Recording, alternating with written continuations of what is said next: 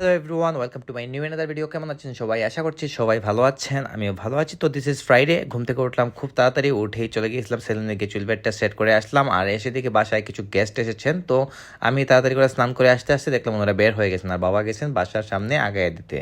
তো যাই হোক, কিছু করার নাই, আমি আর গেলাম না, না গিয়ে চলে এলাম ঘরে আবার। আর খিদা লাগছিল প্রচুর, সকালে নাস্তাও করি না, নাস্তা না করে আমি চলে গিয়েছিলাম সেলুনে। আর এদিকে দেখি মা আমার জন্য নাস্তা নিয়ে বসে আছেন। যদিও আমি এই ধরনের নাস্তা আমি করি না কখনো, তারপরও মা করে দিয়েছেন, খেয়ে নিয়েছি বিটরুটের জুস আর নুডলস।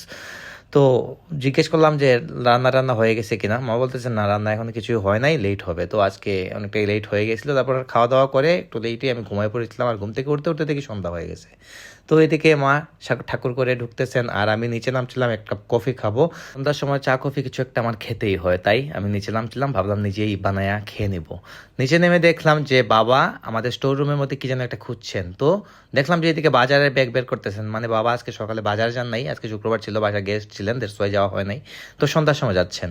যাই হোক, তো বাবা নিজ হাতেই বাজার করেন, আমি যদি বলি বাজার করবো তা আমাকে করতে দেন না, কারণ হচ্ছে উনি নিজে হাতে বাজার না করলে নাকি তৃপ্তি পান না, তাই নিজেই যান বাজার করতে, নিজেই সবকিছু নিয়ে আসেন। যাই হোক, তো আজকে ভিডিওটি এই পর্যন্তই। কেমন লেগেছে আপনারা অবশ্যই কমেন্ট করে জানাবেন। দেখা হচ্ছে নেক্সট ভিডিওতে, ততক্ষণ ভালো থাকুন, সুস্থ থাকুন।